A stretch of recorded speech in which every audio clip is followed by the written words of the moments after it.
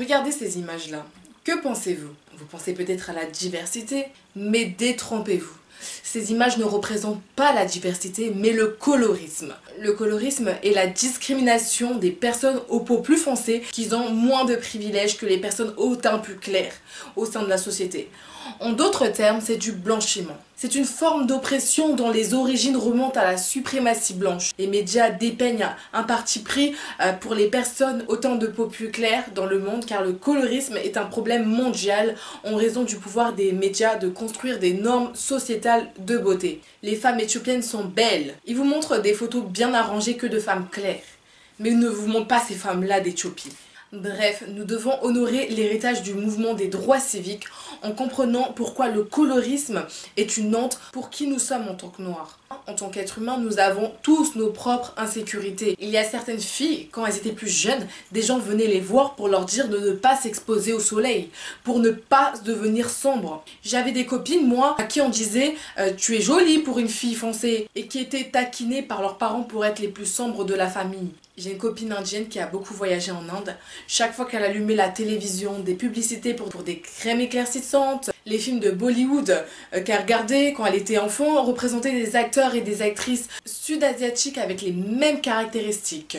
Donc une peau claire avec des traits caucasiens, car l'une des conditions pour être embauchée à Bollywood est d'avoir la peau claire. Moi-même, je me demandais quand j'étais petite pourquoi il y avait toujours des personnes à la peau claire représentées dans les médias indiens alors que l'Inde a une diversité de tons de peau et de personnes. Donc après ça, ma copine indienne, il y a eu un moment dans sa vie où les images qu'elle commençait à voir à la télévision et les commentaires que les gens faisaient sur son teint commençaient à lui venir à l'esprit. Il est arrivé à un point où elle commençait à rechercher des remèdes naturels pour éclaircir la peau en ligne, pour qu'elle se considère comme belle. Il lui a fallu un certain temps pour remarquer l'injustice et arrêter de chercher des remèdes éclaircissants. Mais ce ne sont pas simplement les médias indiens qui l'ont influencé, parce que le colorisme est répandu dans les médias américains. Le colorisme aux États-Unis remonte à la suprématie blanche à l'époque de l'esclavage. Les propriétaires d'esclaves blancs avaient souvent des enfants avec des esclaves, ce qui aboutissait à des enfants métis.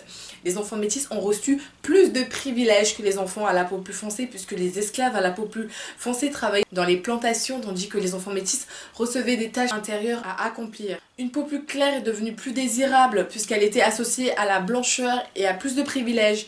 Vous pensez peut-être qu'il existe des minorités de couleur dans les médias ? Cependant, les femmes des minorités avec des tons de peau plus clairs sont plus susceptibles d'être représentées à Hollywood que les femmes des minorités avec des tons de peau plus foncés. Par exemple, regardez cette image de Beyoncé. L'image de gauche est Beyoncé avant qu'elle ne soit caucasienne. L'image de droite est une photo achetée pour la représenter avec une peau claire et des traits caucasiens. Il y a une étude menée avec des psychologues afro-américains où des enfants blancs et noirs ont reçu une poupée blanche et une poupée noire devant eux. Dans l'étude, les enfants ont été invités à identifier la poupée la plus belle et la plus jolie.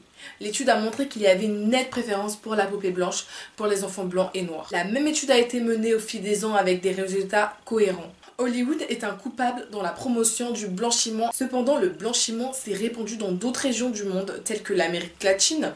En Amérique latine, la majorité des femmes sur la couverture des magazines ont des tons de peau plus clairs et reflètent les normes européennes de beauté. L'histoire du colorisme a commencé lorsque les Espagnols sont arrivés dans le Nouveau Monde. Les indigènes considéraient les colons blancs comme des dieux et les adoraient.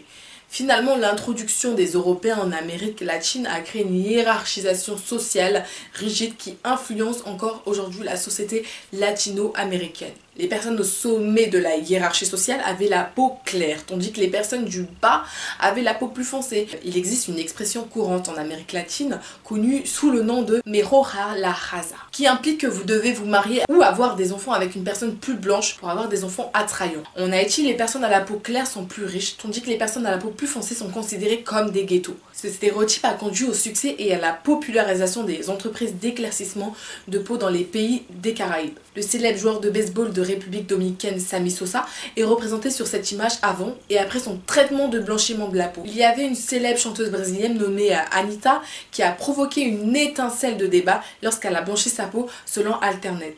Ce fut l'un des moments où les gens ont commencé à réaliser les effets du blanchiment sur les individus en Amérique latine. En raison du blanchiment, dans les médias, les entreprises, d'éclaircissement de la peau sont de plus en plus populaires dans le monde entier. Le Japon est le plus grand marché au monde, tandis que d'autres pays comme l'Inde et la Chine suivent. Les crèmes éclaircissantes possèdent un marché en croissance en Inde. Chaque fois que ma copine indienne allait dans un magasin indien, l'un des premiers objets qu'elle voyait était une crème éclaircissante. Même ces produits étaient présentés dans des publicités et des panneaux d'affichage pour attirer plus de gens. L'entreprise s'est développée en utilisant des acteurs de Bollywood pour promouvoir leurs produits. L'utilisation d'acteurs populaires dans ces publicités influence l'opinion publique en faisant croire aux gens qu'ils doivent avoir une peau plus claire pour ressembler à leur acteur préféré. Selon le Global Post, les Asiatiques dépensent 18 milliards de dollars par an pour paraître pâles. Il existe des sites matrimoniaux en Asie où les femmes sont tenues de répondre à la couleur de leur peau afin de pouvoir les associer à des personnes ayant le même teint qu'eux. Il existe un site web indien sur lequel les utilisateurs sont tenus de répondre s'ils ont la peau claire, la peau vraiment claire, la peau bleutée ou la peau foncée. Ce graphique montre comment les gens veulent se qualifier de juste pour avoir une meilleure chance de trouver un partenaire pour le mariage, car ils savent que certaines personnes se concentrent sur le teint lors de la recherche d'un partenaire. La discrimination à l'encontre des personnes de peau plus foncée et de blanchiment à la peau doit cesser car il s'agit d'une injustice à l'égalité des êtres humains. Nous devons faire passer le message que tous les tons de peau sont beaux, la société est responsable du démarrage de ces constructions de beauté, mais nous avons le pouvoir d'y mettre fin. Les médias ont joué un rôle énorme dans le blanchiment de personnes dans le monde.